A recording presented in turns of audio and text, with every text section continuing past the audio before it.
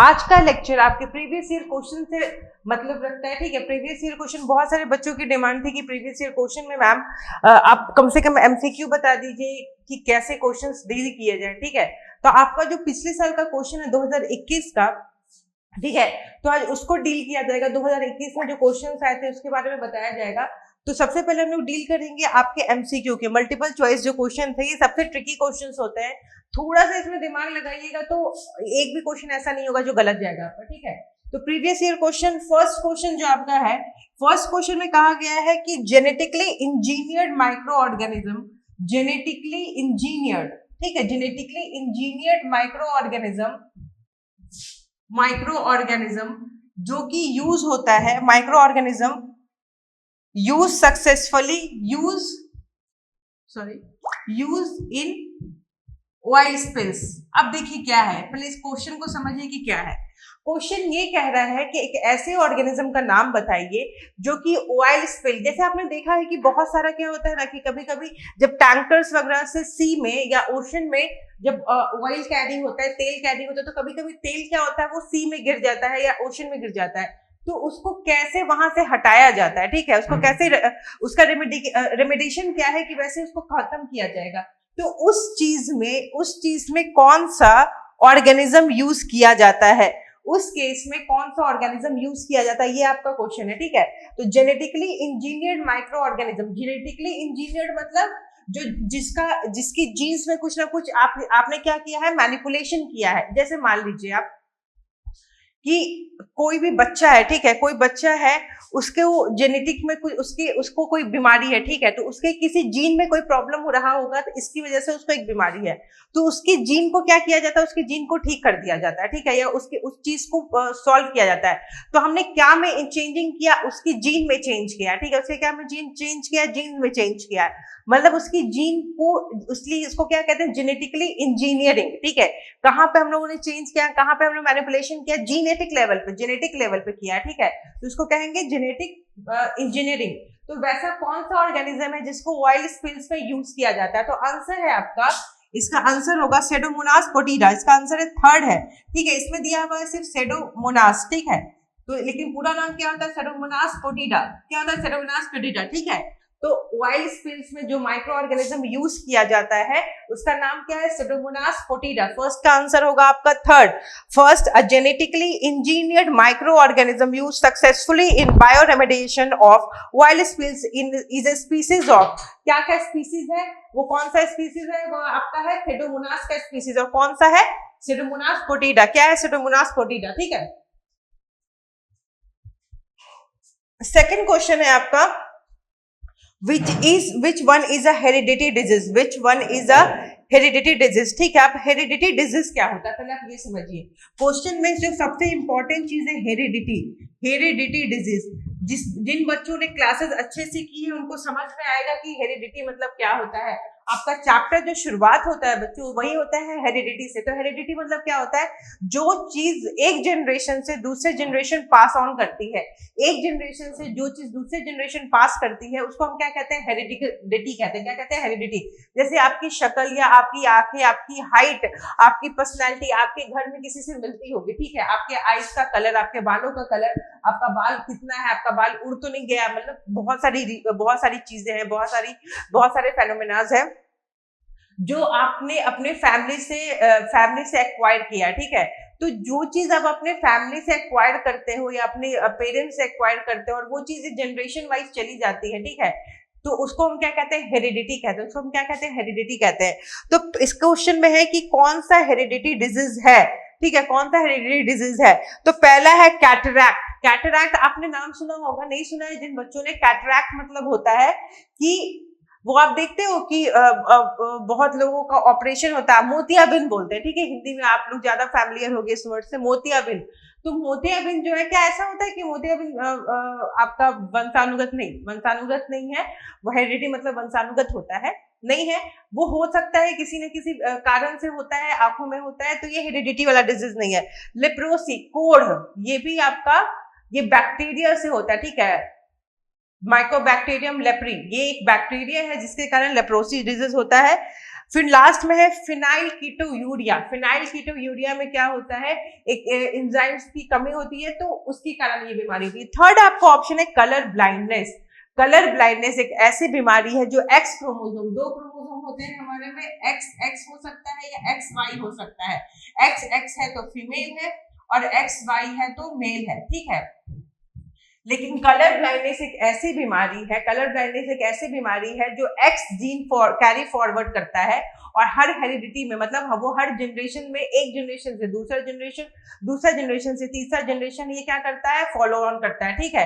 तो फिर colour blindness एक ऐसी बीमारी है जो हेरिडिटी है, जो हेरिडिटी डिजीज है, मतलब वो एक जनरेशन से दूसरे जनरेशन वो मूव करती है, ठीक है, एक जनरेशन से दूसरे जनरेशन वो बढ़ती है। तो इसलिए हेरिडिटी डिजीज क्या हो जाएगा इसमें, कलर ब्लाइंडनेस। हेरिडिटी डिजीज क्या हो जाएगा, कलर ब्लाइंडनेस। नेक्स्ट है थर्ड क्वेश्चन। थर्ड क्वेश्चन आपका कहता है कि इसमें से कौन रिस्पॉन्सिबल है फॉस्फेट सॉल्युबलाइजेशन के लिए। फॉस्फेट सॉल्युबलाइजेशन के लिए कौन सा जो एंजाइम है वो आपका रिस्पॉन्सिबल है, ठीक है। तो आपका कौन सा एंजाइम या स्पीसीज रिस्पॉन्सिबल है, वो है बैसिलस।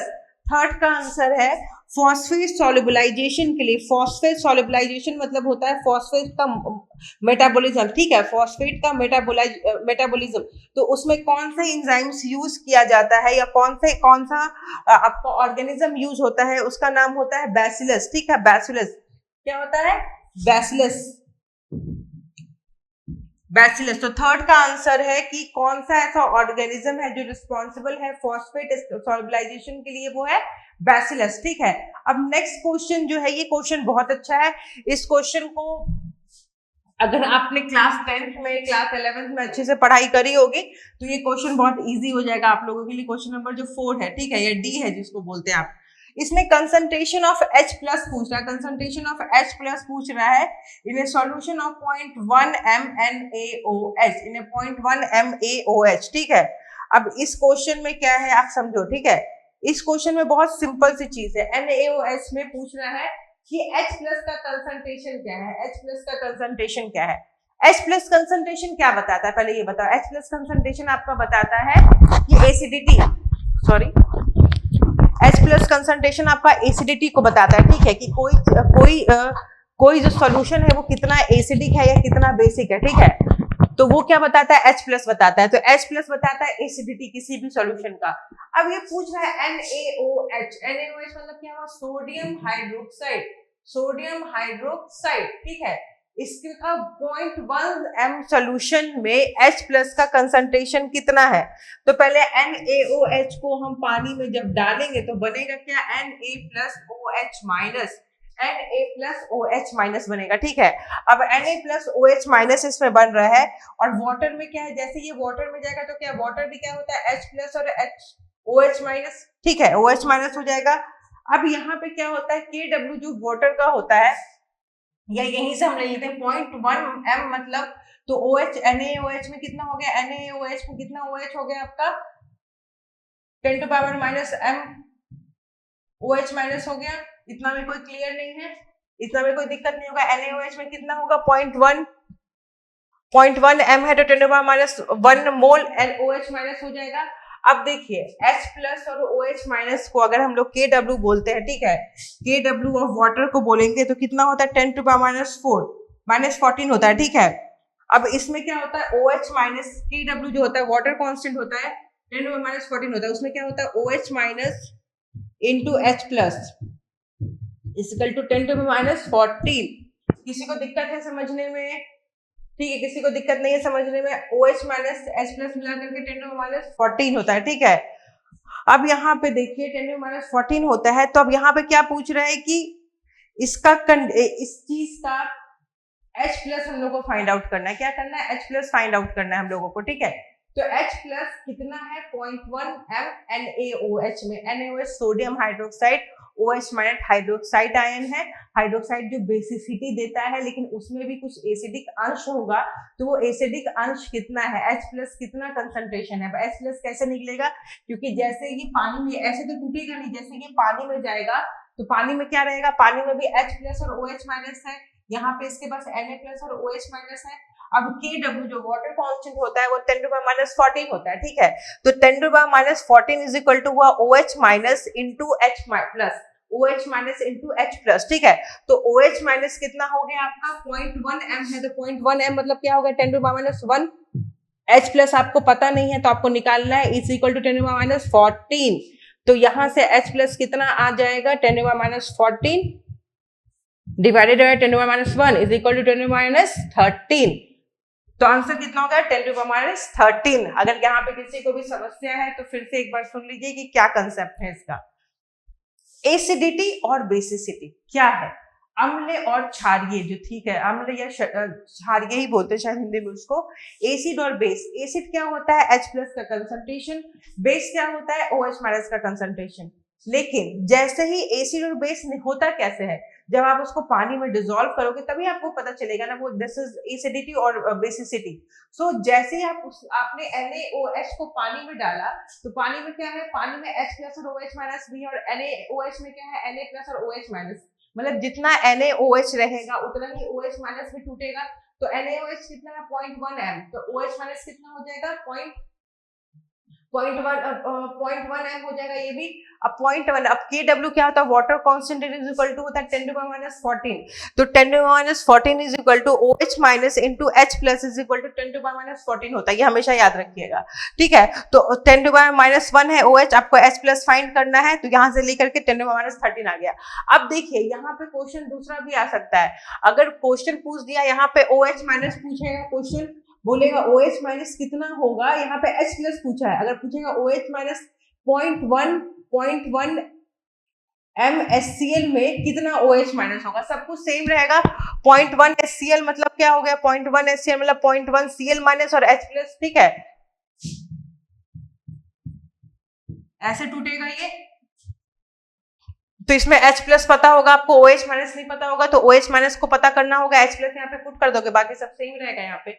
तो एसिडिटी और बेसिसिटी जो होता है, पीएच जो निकालते हैं, पीएच क्या होता है, पीएच क्या होता है जिनको नहीं पता है, वे भी अगले एग्जाम में आ सकता है। PH is equal to minus log H plus, minus log H plus, ठीक है। तो माइनस लॉग H प्लस, अब यहाँ पे लॉग, यहाँ पे देखिए, अब यहाँ से 2-3 क्वेश्चन निकल सकता है आपका, ठीक है। ध्यान से देखो, इस क्वेश्चन को डिस्कस करने का यही मतलब है मेरा कि आपको इससे रिलेटेड और क्वेश्चंस भी समझ में आए कि और क्वेश्चन कैसे पूछा जा सकता है और कैसे आप उसको आंसर कर सकते हो। तो यहाँ पे एक क्वेश्चन आपसे पूछा है कि बताओ बच्चों H प्लस का कंसंट्रेशन क्या है, H प्लस का कंसंट्रेशन क्या है, ये आपसे पूछा गया। आपने H प्लस का कंसंट्रेशन क्या निकाला 10 टू पावर -13, 10 टू पावर -13 आपने H प्लस का कंसंट्रेशन निकाल दिया।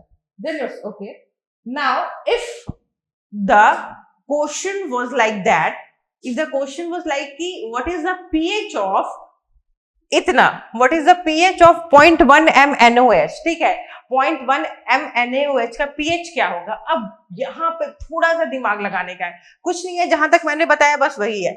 यहाँ पे आपको अगर pH फाइंड आउट करना होता तो आप क्या करते हो, pH इज इक्वल टू होता है pH minus log H plus, ठीक है, minus log H plus. H plus कितना आपका आया 10 टू पावर -13 आया, तो 10 टू पावर -13 आया, तो यहाँ पे आप 10 टू पावर -30 लिखोगे, लॉग 10 टू पावर -13 का आगे जाएगा तो क्या हो जाएगा +13 हो जाएगा। तो pH कितना हो जाएगा, pH हो जाएगा 10 + 13, क्या हो जाएगा pH हो जाएगा +13, 13 pH हो जाएगा, मतलब NaOH कैसा हो जाएगा, हाईली बेसिक हो जाएगा, क्योंकि आपको पता है pH का क्या वैल्यू होता है, pH होता है 0 से लेकर के 14 तक, 0 से लेकर के 14 तक, 7 नहीं होता है न्यूट्रल, 7 से इधर एसिडिक होता है, और 7 से इधर क्या होता है बेसिक होता है, 7 से इधर क्या होता है बेसिक होता है। किसी को अगर इसमें कोई डाउट होगा तो आप लोग पूछ सकते हो, ठीक है, किसी को कोई डाउट है तो पूछ सकते हो। यहाँ पे क्या दिक्कत, पीएच के बारे में आपको पता चल गया। पीएच क्या बताता है, किसी भी सॉल्यूशन का एसिडिटी और बेसिसिटी बताता है कि कोई कितना एसिडिक है या बेसिक है। यहाँ पे क्वेश्चन आपका ये बोलेगा कि एसिडिक या बेसिक में कैसे आप समझोगे, तो एसिडिटी या बेसिसिटी जो होता है, सॉरी, वो आपके H प्लस कंसंट्रेशन से निकलता है। H प्लस कंसंट्रेशन आप कैसे निकालोगे, H प्लस आपको दिया रहेगा, या तो H प्लस दिया रहेगा या तो आपको H प्लस निकालना होगा, ठीक है। इस क्वेश्चन में आपके H प्लस नहीं दिया हुआ था, OH माइनस दिया हुआ था। OH माइनस कैसे दिया हुआ था, समझो इस चीज को, 0.1 m NaOH, जब NaOH टूटेगा तो क्या होगा, Na प्लस OH माइनस, तो जितना NaOH है उतना ही OH माइनस भी टूटेगा। अगर इसको 2 गुना रहता तो 2 गुना में जाकर टूटता, तो NaOH आपका कितना हो गया 10⁻⁻1 हो गया। यहाँ पे इसको पुट करोगे H2O Kw क्या होता है 10⁻14, तो OH minus into H plus is equal to क्या होता है 10⁻14। तो यहाँ से आपको OH या H जिसका भी आपको वैल्यू है वो मिल जाएगा। अगर फिर आपको H का वैल्यू मिल गया तो आपको H प्लस यहाँ पे पुट कर दोगे तो यहाँ पे आपका pH आ जाएगा। तो अगर क्वेश्चन इसमें ये है कि H प्लस कितना है तो वो आपका 10⁻13 वो आंसर है। लेकिन अगर पूछेगा कि pH कितना है तो pH कितना हो जाएगा 13 हो जाएगा। pH कितना हो जाएगा 13 हो जाएगा। ठीक है, आई होप ये चीज आपको समझ में आई हो। नई दिक्कत हो तो प्लीज आप चैट बॉक्स में, यहाँ तो किसी को दिक्कत है चैट में आप फिर से पूछिएगा, मैं फिर से इस चीज को समझा दूंगी। ठीक है,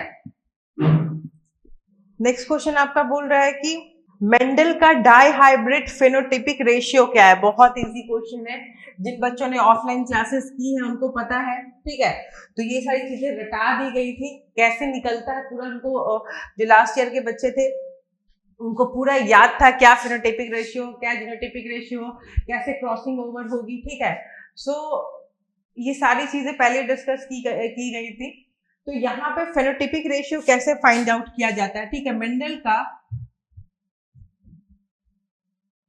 फेनोटाइपिक डाइहाइब्रिड रेशियो। ठीक है, डाइहाइब्रिड रेशियो,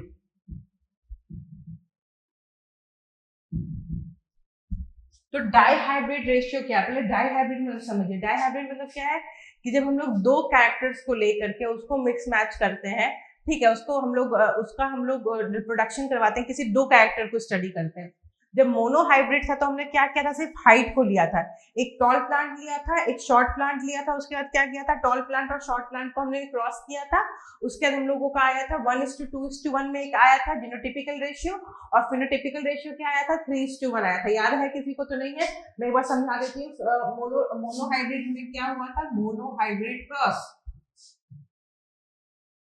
देखिए बहुत सारे बच्चे ऐसे हैं यहाँ पे भी आप लोग के बीच में जिनको समस्या है, वो समस्या ना समझा पाते हैं ना वो पढ़ना चाहते हैं, तो उनके लिए कुछ नहीं किया जा सकता है। फैक्ट सी बात है, आपको अगर प्रॉब्लम है, आप चीजों को पढ़ रहे हो फिर चीजें समझ नहीं आ रही हैं, then you are most welcome, come to me if I have time.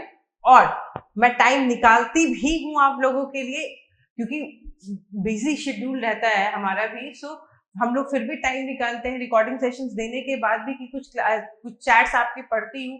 अगर उस समय नहीं पढ़ पाती हूँ तो मैं बाद में बता देती हूँ, जो भी अपने यहाँ पे जो भी टीम है हमारी, कि आप प्लीज उस चीज को कन्वे कर दीजिए मेरे तक। जैसे मैंने यहाँ से आज भी क्लासेस लेने से पहले मैंने पूछा था कि आप लोगों को क्या प्रॉब्लम है, आप लोग बता दो, so that I can take classes if I am free at the weekends. तो मैं वीकेंड पे फ्री हुई तो मैंने क्लास ले लिया, लेकिन आप जब तक बताओगे नहीं मैं क्लास ले नहीं पाऊंगी। और सेकेंड चीज ये है कि कुछ बच्चे ऐसे हैं जिनको पढ़ना लिखना कुछ नहीं है, प्रॉब्लम उनकी ढेर सारी है, तो उस प्रॉब्लम का तो कोई सोल्यूशन नहीं है। प्रॉब्लम तब है ना जब आप पढ़ते हो और आपको समझ में नहीं आएगी, तब आप पढ़ ही नहीं रहे हो, आप समझना चाह ही नहीं रहे हो, तो आपको तो भगवान भी नहीं पढ़ा सकता भाई।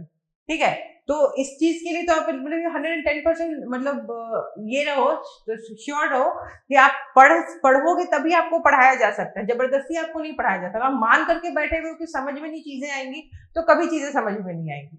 बायोलॉजी ऐसा कुछ नहीं हार्ड एंड फास्ट नहीं है जो आप लोगों को समझ में नहीं आएगा। बहुत सारे ऐसे बच्चे हैं जो मेरे प्रीवियस बैचेस के हैं, जब से बायोलॉजी शुरू हुआ है, हमने जब से बायोलॉजी की पढ़ाई शुरू करवाई है यहाँ पे, ठीक है, फॉर्मुलेटर में, जब से लगातार मैं क्लासेस ले रही हूँ, लगातार बहुत सारे ऐसे बच्चे हैं जिनके मार्क्स 70+ 80+ तक मार्क्स आए हैं। तो इतना तो पता है कि क्वेश्चंस आ रहे हैं, बच्चे उस क्वेश्चंस को कर भी रहे हैं, लेकिन बात यह है कि कौन कितना पढ़ रहा है, कौन कितना डाउट, कौन कितना पॉजिटिव डाउट्स लेकर के आता है। नेगेटिव तो है, नेगेटिविज्म तो है ही, जिसको जो फालतू बकवास करनी है, नहीं पढ़ना है तो वो कभी नहीं पढ़ सकता है।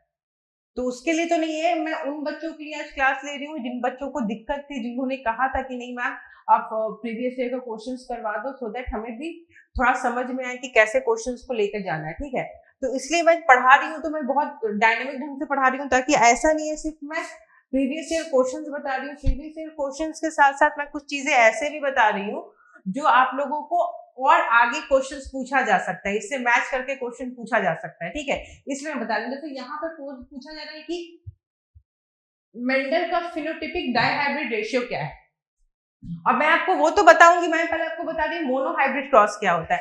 मोनोहाइब्रिड क्रॉस में मेंडल ने क्या किया था, मेंडल ने पी प्लांट लिया था। कौन सा प्लांट लिया था? पी प्लांट लिया था। ये क्वेश्चन एक पहले आपसे ये क्वेश्चन पूछ सकता है कि मेंडल ने कौन से प्लांट पे एक्सपेरिमेंट किया था, तो पी प्लांट पे। मेंडल ने मोनोहाइब्रिड क्रॉस में क्या एक्सपेरिमेंट लिया था, तो उन्होंने मोनोहाइब्रिड क्रॉस में लिया था, एक टॉल प्लांट लिया था और एक शॉर्ट प्लांट लिया था। उसको क्या करवाया था? उसको क्रॉस करवाया था। ये दूसरा क्वेश्चन हो गया। टॉल प्लांट क्या था? होमोजाइगस टॉल था। और शॉर्ट प्लांट क्या था? होमोजाइगस शॉर्ट था। इन दोनों को क्या करवाया उन्होंने? पहले इसका फॉर्मेशन हुआ, तो फिर इसको क्रॉस करवाया। ठीक है, पहले जब इसको क्रॉस करवाया तो क्या निकला? सारे के सारे प्रोजेनी क्या हुए? फर्स्ट जनरेशन में क्या हुए? फर्स्ट जनरेशन में सबके सब क्या हुए? टॉल ही हुए। क्योंकि आपको पता है ये डोमिनेंट ट्रेट है, ये डोमिनेंट ट्रेट है, ये रिसेसिव ट्रेट है। जो डोमिनेंट ट्रेट है वो सबको दबा देगा, वो सिर्फ खुद ही रहेगा। तो फर्स्ट जनरेशन के जितने भी प्लांट्स है वो कैसे आए? सारे के सारे टॉल आए। ठीक है, अब यहाँ पे उन्होंने सेकेंड जनरेशन लिया। सेकेंड जनरेशन जब लिया तो सेकेंड जनरेशन में फर्स्ट जनरेशन के दो प्लांट्स उठाया। फर्स्ट जनरेशन के दो प्लांट उठे आपके टी और टी। फर्स्ट जनरेशन के दो प्लांट उठे आपके, capital T small T, capital T small T. फिर इसका आपने क्या करा है? इसको आपने तोड़ा, मतलब इसके आपने गैमेट्स फॉर्म किए। तो गैमेट क्या आया? कैपिटल टी स्मॉल टी और कैपिटल टी स्मॉल टी। ठीक है, ये आपका आया ये। ठीक है, तो अब इसमें आपने क्रॉस करवाया तो आपको क्या रिजल्ट मिला? इसमें आपको मिला capital T small T, capital T small T और कैपिटल टी स्मॉल टी। ठीक है, तो इसमें क्या हुआ? अब फिनोटाइपिक और जीनोटाइपिक रेशियो समझिए। जिन बच्चों को अभी भी डाउट है, they will hear me out कि क्या रेशियो, फिनोटाइपिक क्या है, जीनोटाइपिक क्या है। देखिए, फिनोटाइप मतलब होता है कि क्या आपको दिख रहा है, जो चीज आपको दिख रही है, इट इज कॉल्ड फिनोटाइप। वो क्या कहलाएगी? फिनोटाइप कहलाएगी। तो इस फर्स्ट जनरेशन में जब पी प्लांट में लिया मोनोहाइब्रिड क्रॉस में, ठीक है, मंडल साहब ने, तो उन्होंने एक टॉल प्लांट लिया, एक शॉर्ट प्लांट। लेकिन कैसा टॉल कैसा शॉर्ट? प्योर टॉल, मतलब उसमें दोनों जो जीन्स थे वो कैसे थे? माँ की तरफ से, मतलब एक पेरेंट की तरफ से भी टॉल जीन आया होगा, दूसरे पेरेंट की तरफ से भी टॉल जीन आया होगा, और वो प्योर टॉल था। और शॉर्ट भी कैसा था? वो प्योर शॉर्ट था। तो जब उसका गैमेट बनाया उन्होंने, तो गैमेट बनाया तो कैपिटल टी बना, स्मॉल टी बना। और जब उन दोनों प्लांट्स को साथ में रिप्रोड्यूस करवाया तो सारे प्लांट कैसे मिले? सारे प्लांट मिले उनको टॉल। सारे प्लांट कैसे मिले? टॉल। तो F1 जनरेशन में सारे प्लांट कैसे थे? टॉल। कैसे थे? टॉल थे। लेकिन देखिए, दिखने में तो टॉल था, ये फिनोटाइप इसका क्या था? टॉल, मतलब ये दिख कैसा रहा? सब लंबा। लेकिन इसका और इसका जीनोटाइप क्या था? वो प्योर जीनोटाइप नहीं था, क्योंकि इसमें कैपिटल टी भी है, स्मॉल टी भी है। और कैपिटल टी क्या होता है? डोमिनेंट होता है। डोमिनेंट मतलब क्या है कि एक घर में अगर 3 भाई है या 2 भाई है, ठीक है, एक पढ़ने में बहुत अच्छा हर चीज में बहुत कैपेबल है, और जो छोटा वाला भाई है ना, वो पढ़ने में उतना अच्छा नहीं है, बाकी सब चीज में भी ठीक ठाक है, मतलब अच्छा है, लेकिन दिखता कौन है? हर चीज में बड़ा भाई दिखता है। वो डोमिनेंट कौन होता है? बड़ा भाई होता है। कोई भी आता है तो माँ बाप किससे मिलाते हैं? बड़े वाले बेटे से मिलाते हैं। तो वो डोमिनेंट कैरेक्टर हो गया। तो वैसे जो टॉलनेस है पी प्लांट में, वो क्या होता है? डोमिनेंट कैरेक्टर होता है। तो अगर शॉर्ट वाला जीन रहेगा भी ना, तो भी वो दिखेगा नहीं। ठीक है, तो यहाँ पे देखिए, शॉर्ट वाला जीन है तो, पर वो दिख नहीं रहा है, तो ये प्लांट दिखेगा कैसे आपको? टॉल दिखेगा। लेकिन इसका जीनोटाइप क्या है? उसमें टॉल भी और शॉर्ट वाला भी है। तो इसको अब F1 में जो प्लांट आया, F1 में जो 4 प्लांट आपको आए थे, वो चारों कैसे थे? Capital T small T. चारों कैसे थे? Capital T small T. ठीक है, कैपिटल टी स्मॉल टी थे। अब इसी के एक प्लांट को, 2 प्लांट को उठा के वो लेके गए थे, उठा के लेके गए, फिर उसको क्रॉस हाइब्रिड, फिर उसको क्या करवा दिया? रिप्रोड्यूस करवाया। अब देखिए, ये कैपिटल टी स्मॉल टी है दोनों टॉल। दोनों क्या फिनोटिपिकल क्या है? टॉल, मतलब दिख क्या रहा है? टॉल। लेकिन अंदर की बात क्या है? इसका जेनेटिक मेकअप क्या है? इसमें टॉल भी है और शॉर्ट भी है। ठीक है, जब इसके गैमेट्स बने तो हमें क्या प्लांट मिला? हमें 3 जो प्लांट थे वो टॉल मिले। कौन कौन सा टॉल होगा बाबू? ये टॉल होगा, ये टॉल होगा और ये टॉल होगा। ठीक है, और एक ये प्लांट कैसा हो जाएगा? ये शॉर्ट हो जाएगा, क्योंकि इसमें स्मॉल टी है, दोनों स्मॉल टी है। ठीक है, तो इसका फिनोटाइपिक रेशियो क्या था? 3:1। फिनोटाइपिक रेशियो मतलब क्या हो गया? जो दिख रहा है, तो 3 प्लांट इसमें लंबे दिख रहे होंगे, तो 3 लंबा के लिए, और एक क्या हो जाएगा? शॉर्ट के लिए। एक क्या हो जाएगा? शॉर्ट के लिए। लेकिन इसका जीनोटाइपिक रेशियो क्या हो जाएगा? 1:2:1। 1:2:1 मतलब एक कैपिटल टी बना, दो स्मॉल टी, दो क्या बने, कैपिटल टी स्मॉल टी बने, और एक क्या बना, स्मॉल टी हुआ। तो इसको हम कहेंगे फिनोटिपिक और जीनोटिपिक रेशियो। फिनोटिपिक मतलब जो हम देख रहे हैं, जीनोटिपिक मतलब जो जीन का मेकअप हुआ। ठीक है, तो अब यहाँ पे आइए, आपका यहाँ से 2 क्वेश्चन निकलता है, 4 क्वेश्चन निकलेगा। मोनोहाइब्रिड क्रॉस का पूछ सकता है कि मोनोहाइब्रिड क्रॉस क्या है, इससे कौन सा एक्सपेरिमेंट प्रूफ हुआ था, तो इससे डोमिनेंस वाला लॉ ऑफ डोमिनेंस जो है वो मोनोहाइब्रिड से साबित किया गया था। पहला एमसीक्यू आपका ये बना। दूसरा एमसीक्यू बन सकता है कि आपके जो मेंडल साहब थे, उन्होंने कौन से प्लांट को यूज किया था एक्सपेरिमेंट के लिए, पी प्लांट को, जिसको हम पाइसम सैटिवम भी कहते हैं। क्या कहते हैं, पाइसम सैटिवम भी कहते हैं। थर्ड चीज आपकी ये आ सकती है कि मेंडल का जो मोनोहाइब्रिड क्रॉस में था, उसमें कौन से कैरेक्टर को स्टडी किया गया था, तो टॉलनेस वाला जो कैरेक्टर था उसको स्टडी किया गया था। मोनोहाइब्रिड क्रॉस में फिनोटाइपिक रेशियो क्या था, फिनोटाइपिक रेशियो आपका था 3:1, मतलब 3 टॉल प्लांट थे और 1 शॉर्ट प्लांट था। और जीनोटाइपिक रेशियो क्या था, 1:2:1 था, 1:2:1 था। क्या था, 1:2:1। अब बैक टू आवर क्वेश्चन आइए कि मेंडल का फेनोटाइपिक डाइहाइब्रिड रेशियो क्या है, 9:3:3:1। 9:3:3:1। यहाँ पे आपको जब आप पढ़ोगे तो यहाँ पे 2 कैरेक्टर्स को लिया गया था, फ्लावर के कलर को लिया गया था, ठीक है, और सीड्स के पॉट की सीड को लिया गया था, ठीक है। तो यहाँ पे आपको वो चीज दिखेगी कि डाइहाइब्रिड क्रॉस में फिनोटाइपिक रेशियो क्या था, 9 एक तरह के प्लांट्स थे, 3 एक तरह के प्लांट्स थे, 3 एक तरह के, और 9 एक तरह का, ठीक है। तो 9 वाले डोमिनेंट थे, 1 वाला रिसेसिव था, और ये जो था वो मिक्सचर था, ठीक है। तो यहाँ से कौन सा लॉ साबित हुआ था, लॉ ऑफ सेग्रीगेशन और लॉ ऑफ इंडिपेंडेंट असॉर्टमेंट, ठीक है। तो यहाँ पे ये लॉ साबित हुआ था। तो मेंडल का फेनोटाइपिक डाइहाइब्रिड रेशियो क्या था, 9:3:1, 3:3:1। मोनोहाइब्रिड में ये रेशियो क्या था, फिनोटाइपिक का 3:1 और जीनोटाइपिक का 1:2:1। पी प्लांट को यूज किया गया था। पी प्लांट का साइंटिफिक नेम क्या है, पाइसम सैटिवम। क्या है, पाइसम सैटिवम, पाइसम सैटिवम, ठीक है। आई होप ये क्वेश्चन आपका क्लियर हो गया होगा। नेक्स्ट क्वेश्चन है आपका, the bread wheat tritium aestivum that is commonly use all over the world is hexaploid होता है, ठीक है। अब हेक्साप्लॉइड क्या है ये समझ लो, जहां पे हम लोग डिप्लॉइड है, ठीक है। तो व्हीट जो है, इसमें से एक क्वेश्चन छुपा हुआ है, ठीक है। व्हीट का नाम क्या बता रहा है, ट्राइटिकम एस्टिवम, ट्राइटिकम। देखो नॉलेज जो है ना, मैं आपको बता रही हूँ, नॉलेज एक ऐसी चीज है जहां पे आप कोई चीज पढ़ रहे हो, आप ये चीज बिलीव करो कि वो चीज कभी भी जाया नहीं जाती है यार, ठीक है। लाइफ में कोई भी ऐसी चीज हो जो आप पढ़ रहे हो, मैं अभी जहां पे हूँ आपको बता रही हूँ कि क्लासेस 3 दिन पहले मीटिंग थी हमारी, जहाँ पे हमारे जिला के जो डीएम थे, एडीएम थे, एसडीएम, डीसीएलआर और एक रेवेन्यू ग्रुप की मीटिंग थी। तो वहां पे उन्होंने एक बायोलॉजी का एक क्वेश्चन पूछा था मुझसे। बायोलॉजी का क्वेश्चन एक नॉर्मल पूछा है किसी चीज का, तो मैंने उस चीज का आंसर किया था, ठीक है। या सर को पता था कि हाँ मुझे आता है। तो ये सारी चीजें क्या होती है, छोटी छोटी चीजें आपको हमेशा यूज आएगी। तो जो कुछ भी आप पढ़े, आप ये सोच के पढ़ोगे यार इसका यूज ही नहीं है, तो ऐसा कुछ नहीं है। आप कल को बीपीएससी की तैयारी करोगे, यूपीएससी की तैयारी करोगे या जनरल की तैयारी करोगे, तो वहां पे तो क्वेश्चन हमेशा आता है कि बायोलॉजिकल नेम बताइए, फलना बताइए, मेंडल के बारे में बताइए। तो जेई का एग्जाम आप दे रहे हो, ठीक है, इतनी सारी वैकेंसीज निकल गई, सब में आजकल बायोलॉजी पूछता है। तो आपका कुछ भी पढ़ाई खराब नहीं जा रहा है, ये बात समझो। कुछ बेवकूफ ऐसे हैं जिनको सिर्फ जिनके साथ प्रॉब्लम है कि उनको लगता है कि नहीं वो सबसे होशियार है, तो उनकी बीमारी का कोई भी हल नहीं है। बाकी आप जिनको पढ़ना है आप अच्छे से पढ़ो, डाउट्स हैं डाउट्स पूछो। यहाँ पे कोशिश यही होती है हमेशा कि आपको अगर रिकॉर्डेड क्लासेस में मिल रही है तो उसमें आपके डाउट्स क्लियर हो, ठीक है। तो व्हीट का नाम क्या है, साइंटिफिक ट्राइटिकम एस्टिवम। ये हेक्साप्लॉइड होता है। क्या होता है, हेक्साप्लॉइड होता है। हेक्साप्लॉइड मतलब क्या होता है, इसकी तो इसका जो क्रोमोसोम होता है वो 6 के इंटू होता है, 6। ह्यूमन जो है हम लोग का क्या है, हम लोग का 46, हमारे पास 46 क्रोमोसोम्स हैं, ठीक है। 46 क्रोमोसोम है, तो 46 मतलब वो 23 इंटू 2, मतलब 2 के पेयर्स में, मतलब दो में पेयर्स में है, ठीक है। दो, एक पेयर क्या होता है, 2 का होता है। तो हम लोग क्या है, ह्यूमन बीइंग क्या है, यहाँ पे लिख दो, ह्यूमन बीइंग क्या है, हेप्लॉइड है। ह्यूमन बीइंग क्या हो, सॉरी डिप्लॉइड है। ह्यूमन बीइंग क्या है, डिप्लॉइड है। इसमें कितने क्रोमोसोम्स है, 46 क्रोमोसोम। 46 क्रोमोसोम मतलब 23 पेयर।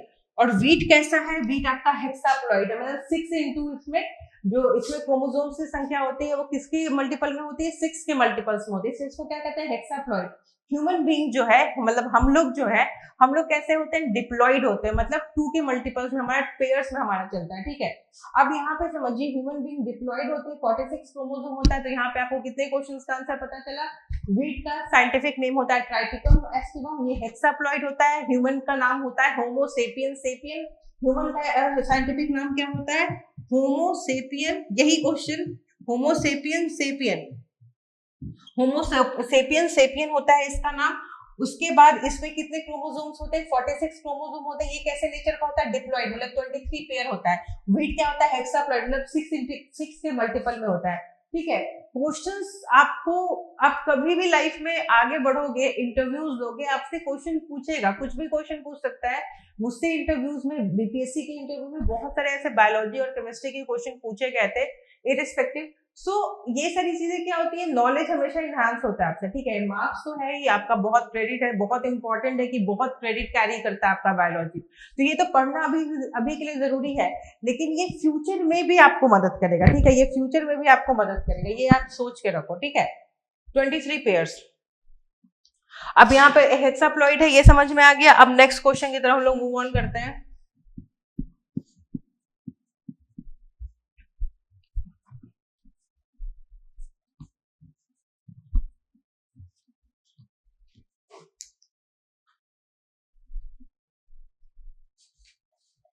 नेक्स्ट क्वेश्चन है आपका, inheritance of ABO blood group. ABO blood group का जो इनहेरिटेंस होता है वो क्या है, वो क्या इलस्ट्रेट करता है। देखिए, इस क्वेश्चन को थोड़ा सा ट्रिकी बनाया जा सकता था, बच्चे कंफ्यूज हो सकते थे, लेकिन क्वेश्चन ट्रिकी नहीं बनाया, क्वेश्चन को बहुत सिंपल रखा गया। पहली बात तो एबीओ सिस्टम, आप समझिए कि एबीओ सिस्टम है क्या। एबीओ सिस्टम जो है आपका ब्लड ग्रुप का, किसी का ब्लड ग्रुप ए होता है, किसी का बी होता है, किसी का ए बी होता है, किसी का ओ होता है। इस ब्लड ग्रुप को कौन सी चीज जो है वो कंट्रोल, वो ये एग्जाम्पल क्या का है, तो ये एग्जाम्पल है कोडोमिनेंस का। सबसे पहले तो इसका आंसर होना चाहिए था कोडोमिनेंस। अगर कोडोमिनेंस ऑप्शन में रहता तो सबसे पहले आप ऑप्शन क्या मारते, कोडोमिनेंस मारते, लेकिन कोडोमिनेंस तो ऑप्शन में नहीं है। इंडोप्लॉइडी है, मल्टीपल एलिनिज्म है, पॉलीप्लॉइडी है, इनकम्प्लीट डोमिनेंस है।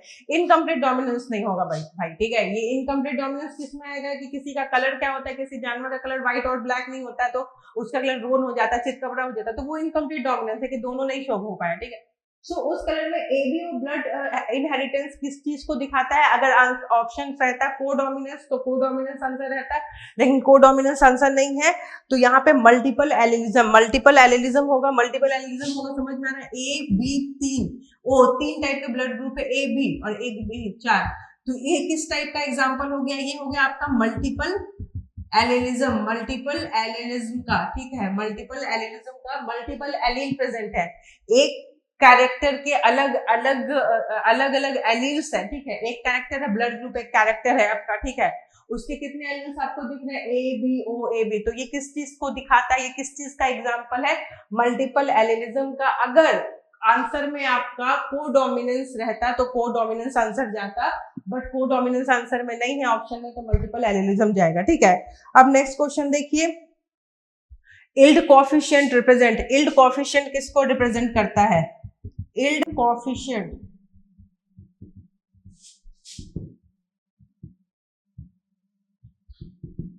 Yield coefficient represent what. यहाँ पे पहला है कि टोटल बायोमास कितना प्रोड्यूस हुआ, नहीं, टोटल बायोमास कितना प्रोड्यूस हुआ नहीं होता है, ठीक है। सेकेंड ऑप्शन है कन्वर्सन इफिशियंसी, ये आंसर है, ठीक है।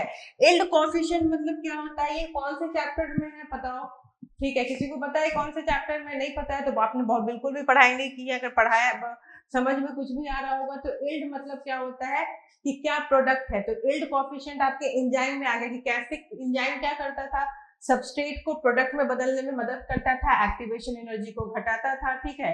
तो ये बनता था, तो इल्ड कोएफिशिएंट रिप्रेजेंट क्या करता है आपका, कितना इफिशिएंटली एक सबस्ट्रेट प्रोडक्ट में बदलता है, इसको कौन दिखाता है? Yield coefficient, conversion efficiency of a substrate into product, option B into product. तो यील्ड कोएफिशिएंट क्या दिखाता है कि कितने इफिशिएंसी से एक सबस्ट्रेट अपने प्रोडक्ट में बनता है। कोई भी रिएक्शंस होता है, ठीक है, केमिकल रिएक्शन अगर बॉडी से बाहर और बायोलॉजिकल रिएक्शन मतलब बॉडी के अंदर कोई भी रिएक्शन हो रहा है तो वो कितने इफिशिएंटली वो रिएक्शंस हो रहे हैं, उस चीज का कौन सूचक है? Yield coefficient. It represent conversion efficiency of a substrate into product. It represent conversion efficiency of substrate into product. ठीक है, यहाँ पे आपका क्लियर हो गया। अब नेक्स्ट क्वेश्चन है, what is the ratio constant of DNA? What is the ratio constant of DNA? आप लोग को याद है या नहीं है? आप लोगों को डीएनए जब पढ़ाया गया था उसमें आप लोगों को डीएनए जब पढ़ाया गया था तो आपको बताया गया था ये डबल हेलिकल मॉडल होता है। इसमें डबल हेलिकल मॉडल होता है। एक हेलिक्स में कितने पेयर्स होते हैं? 10 पेयर्स होते हैं। पेयरिंग कैसे होती है? ए और टी की, सी और जी की, एडेनिन और थाइमिन की, और ग्वानिन और साइटोसिन की पेयरिंग होती है। कितने बच्चों को याद है? मुश्किल से 10% को याद होगा मेरे ख्याल से। जिन 10% को याद है उन्हीं का मार्क्स अच्छा आएगा, बाकी आप लोग छोड़ दो। ठीक है, ठीक है, क्योंकि पढ़ाई नहीं करोगे तो मार्क्स कहाँ से अच्छे से आएंगे भाई। ठीक है, तो डबल हेलिकल जो मॉडल है आपका उसमें ए और टी का पेयरिंग है, ए और टी का, सी और जी का, ए और टी का, और एक हेलिक्स में कितने पेयर थे? 10 पेयर थे। कितने पेयर थे? 10 पेयर थे। ठीक है, ये सब याद रखो बेवकूफो, याद नहीं रखोगे। एक मैं क्वेश्चन इसलिए डिस्कस करवा रही हूँ क्योंकि एक बार में क्या था कि मैंने बहुत सारे क्वेश्चन, हर क्वेश्चन में मैंने 2 क्वेश्चन डिस्कस करवाए हैं। ठीक है, 2 या 3 क्वेश्चन की वैसे कैसे क्वेश्चन आ सकता है। तो यहाँ पे डीएनए में पूछ रहा है कि डीएनए का कांस्टेंट वैल्यू क्या है। तो पहले तो डीएनए क्या है? DNA deoxyribonucleic acid. ठीक है, डीऑक्सीराइबोन्यूक्लिक एसिड, इसमें क्या होता है आपका? बेस होता है प्लस शुगर होता है प्लस फॉस्फेट होता है। बेस शुगर प्लस फॉस्फेट होता है। बेस प्लस शुगर को क्या कहते हैं? न्यूक्लियोसाइड कहते हैं। क्या कहते हैं? न्यूक्लियोसाइड कहते हैं। न्यूक्लियोसाइड प्लस फॉस्फेट को क्या कहते हैं? न्यूक्लियोसाइड प्लस फॉस्फेट को क्या कहते हैं? न्यूक्लियोटाइड कहते हैं। क्या कहते हैं? न्यूक्लियोटाइड कहते हैं। कितने टाइप के बेसेस होते हैं? प्यूरिन और पिरिमिडीन। कितने टाइप के बेस होते हैं? 2 टाइप के बेस होते हैं, प्यूरिन और पिरिमिडीन। ठीक है, इतना तो याद हो जाना चाहिए। अभी तक इतनी बार बता चुकी हूँ। ठीक है, डीएनए कैसा होता है? डबल हेलिकल होता है। एक हेलिक्स में कितने पेयर्स होते हैं? 10 पेयर्स होते हैं। ठीक है, एक हेलिक्स में 10 पेयर होते हैं। कितने टाइप उसमें क्या होता है? बेस और शुगर प्लस फॉस्फेट। बेस और शुगर को क्या बोलते हैं? साथ में न्यूक्लियोसाइड बोलते हैं। न्यूक्लियोसाइड प्लस फॉस्फेट को क्या बोलते हैं? न्यूक्लियोटाइड बोलते हैं। ठीक है, बेस प्यूरिन और पिरिमिडीन। बेसिस कितने टाइप के होते हैं? प्यूरिन और पिरिमिडीन। शुगर कैसा होता है? आपका डीऑक्सीराइबोस शुगर होता है। क्या होता है? डीऑक्सीराइबोस शुगर होता है। और फॉस्फेट तो फॉस्फेट होता है। अब हमारे क्वेश्चन पे आ जाएंगे। ठीक है, 2 तरह के बेसिस हैं, प्यूरिन और पिरिमिडीन। आपको बताया था मैंने कि कैसे पेयरिंग होती है। एडेनिन थाइमिन के साथ पेयर करता है। एडेनिन डबल बॉन्ड थाइमिन के साथ पेयर करता है और ग्वानिन ट्रिपल बॉन्ड बनाता है। साइटोसिन के साथ पेयरिंग होता है। तो यहाँ पे आपका क्वेश्चन में पूछ रहा है कि डीएनए का कांस्टेंट क्या है? कांस्टेंट रेशियो क्या है? तो डीएनए का कांस्टेंट रेशियो क्या होगा? ऑब्वियसली बात है, A plus T divided by G plus C is equal to constant. क्योंकि जितने A रहेंगे उतने A और T जितने रहेंगे उतने ही G प्लस सी डिवाइड कर दोगे तो उसको क्या आएगा? वो कांस्टेंट आएगा। यही आपको रेशियो दिख रहा है। तो ये तो बहुत सिंपल क्वेश्चन था भाई। ठीक है, नेक्स्ट क्वेश्चन है कि all alleles originate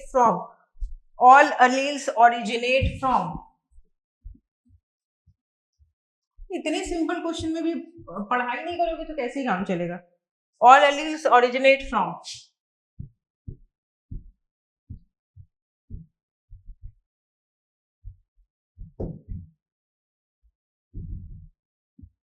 all alleles originate from.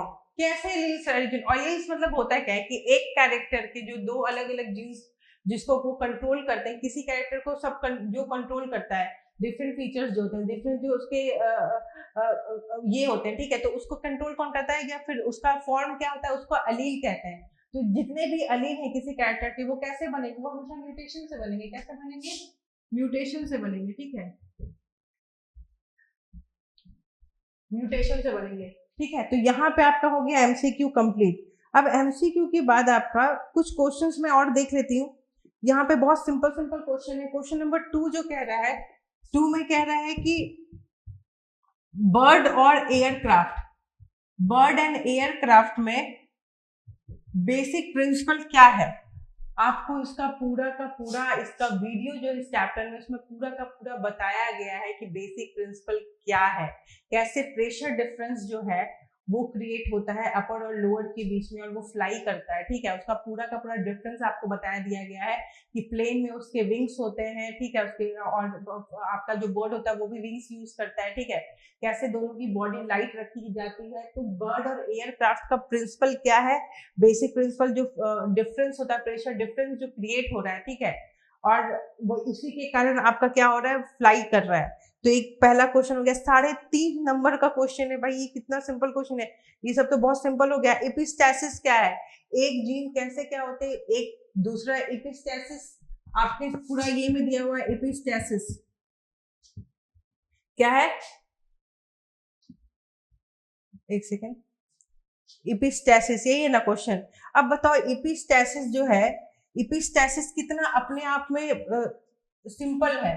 एपिस्टैसिस मतलब क्या होता है कि कोई जीन जो है वो कैसे किसी और जीन के प्रभाव को या उस चीज की उस जैसे हर एक जीन का एक कैरेक्टर होता है, ठीक है।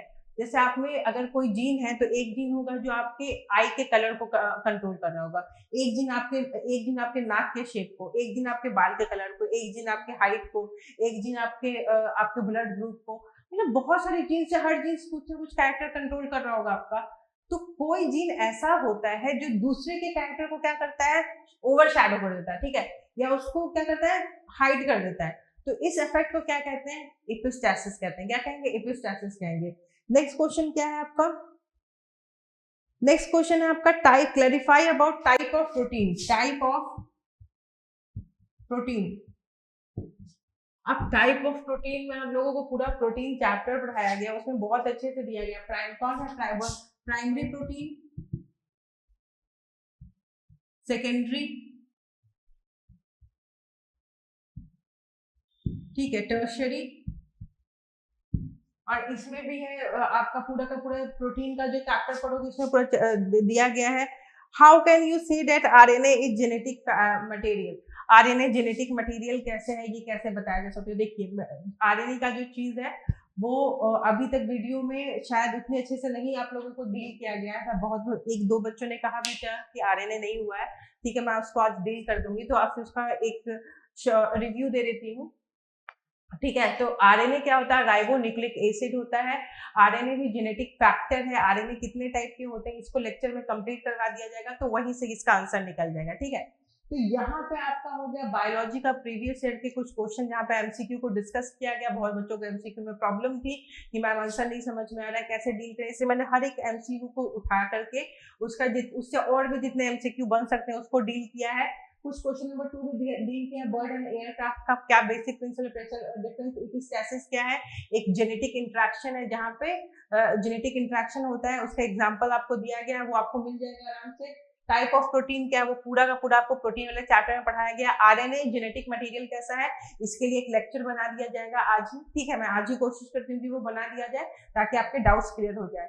तो आज का लेक्चर यहीं तक, मिलते हैं अगले लेक्चर में कुछ और इम्पोर्टेंट टॉपिक्स के साथ, कुछ और इम्पोर्टेंट बातें जिससे आपकी जो बायोलॉजी है जो और थोड़ी आपके लिए आसान बनाई जा सके, आपके मार्क्स को थोड़ा और इनहेंस किया जा सके। और प्लीज जो पॉजिटिव क्रिटिसिज्म है वो बहुत ज्यादा वेलकम है मेरी तरफ से। तो एटलीस्ट आपको जहां पे दिक्कत है प्लीज बताइए, मैं बिल्कुल हेल्प करने के लिए तैयार हूँ। वहां पे रिकॉर्डेड लेक्चर्स के बाद भी जो भी हो सकता है वीकेंड्स पे या जहां भी हो सकता है मैं प्रोवाइड कर दूंगी लेक्चर। लेकिन हाँ, चीजें पढ़ो, समझो, नहीं समझ में आता है तब आप मुझसे पूछो, मैं वहां पे वेलकम करूंगी। लेकिन जबरदस्ती वाले जो फालतू के फीडबैक्स आप लोग देते हो ना, जहाँ पे क्लासेस करते नहीं हो, उसके बाद फालतू बकवास करते हो, तो बहुत दिक्कत होती है वहां पे, ठीक है, क्योंकि आप खुद भी नहीं पढ़ते और पूरा माहौल भी खराब करते रहते हो। तो जहां पे भी प्रॉब्लम है आप उस चीज को पूछो, ठीक है, उस चीज का आंसर मिलेगा। कोशिश होगी कि आंसर जल्दी से जल्दी प्रोवाइड कर दिया जाए, क्योंकि हमारे पास भी टाइम का थोड़ा सा शॉर्टेज है, ठीक है। तो हर चीज ऐसा नहीं कि आपने आज बोला और आज ही मिल जाएगी। इससे मैं आपसे पूछ भी लेती हूँ कि ग्रुप में जब भी मुझे टाइम मिलता है कि ग्रुप में बता दो कौन कौन से टॉपिक है। तो आपने PYQ बोला और आपने सेकंड बोला RNA, तो मैंने दोनों को आज कंप्लीट करवा दिया है। आपको होप 1 से 2 दिन में ये लेक्चर्स मिल जाएंगे। ठीक है, तो यहाँ पे ये चीज कंप्लीट होती है। नेक्स्ट लेक्चर्स में मिलते हैं, तब तक के लिए प्लीज अच्छे से पढ़िए और जो भी डाउट्स है उसको पॉजिटिवली उसको उठाइए, जो भी प्रॉब्लम्स है उसको चैट बॉक्स में लेकर के आइए, we will happy to solve it. Thank you.